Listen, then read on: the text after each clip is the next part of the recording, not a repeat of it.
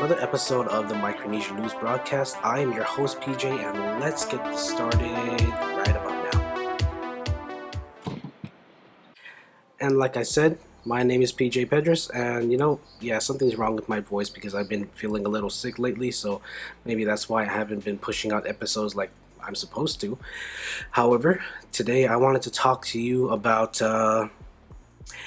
this story that just came out, was it last week or so? It's the final report on the Air Niugini crash that happened in Chuuk last year. So let's just get right into it. July 18th, the Papua New Guinea Accident Investigation Committee released its final report concerning the crash of flight PX0073. The crash was a result of the plane missing 1,500 feet, coming short of the runway at Chuuk International Airport. Amongst the 47 people present during the flight, 6 were seriously injured and 1 unfortunately died. In the report, it was found that the 2 pilots ignored multiple warnings before the plane just completely nosedived into the lagoon. The report also stated that the flight crew's manner was not in compliance with the operation procedures that would promote safe aircraft operations.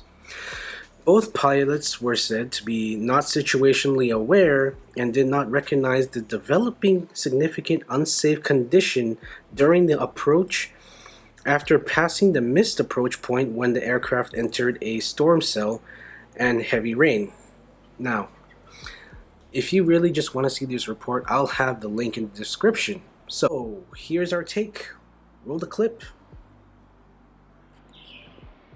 6 people were seriously injured, and 1 unfortunately died because of this accident. Now, for me, in my own personal opinion, you don't have to be a pilot or, even have basic knowledge of airplanes and aeronautics to know that if there's a bunch of alarms and warnings going off, you should probably pay attention to it. You don't have to be a genius to know that type of stuff. Heck, even the flight crew acted unprofessionally. The fact that the pilots dismissed multiple warnings should be proof enough.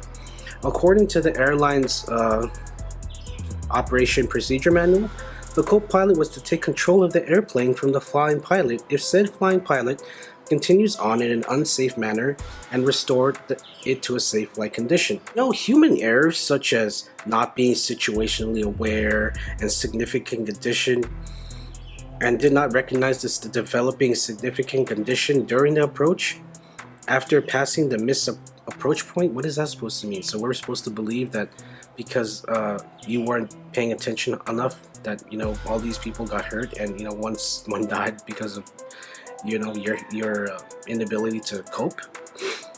Seriously, 17 alerts were issued notifying the pilots that the plane was in immediate danger of flying into the ground.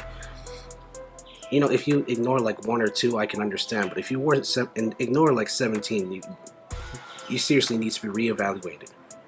The U.S. Navy personnel were said to be the ones who cleared the plane after it crashed into the lagoon.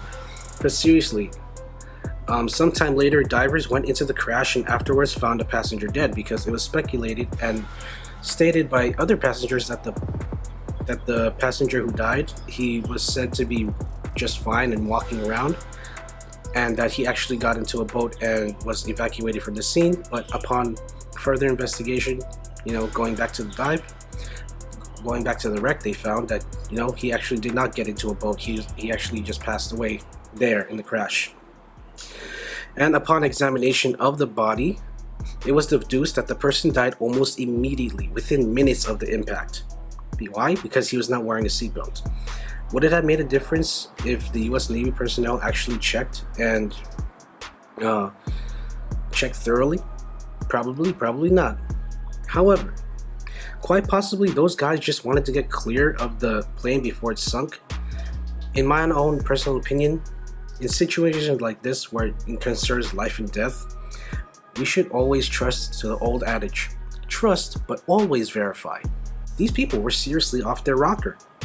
When we pay that ticket and when we board that plane, we put our complete trust in the men and women and the agency who operate that vessel to carry us to our destination. If not in a timely and a very comfortable manner, at least in one piece. Whatever was going on through their minds, whatever statements and apologies were even made, it simply cannot deter the fact that people suffered at the expense of the carelessness of these pilots and crew. So, what do you guys think? What do you think happened? I mean, you know, the report already stated what happened. What do you think happened? What do you think should have happened? Yeah, what's your opinion? Share it with us in the comments below. And as always, I'm PJ with the Micronesian News Broadcast. Until next time, see you around.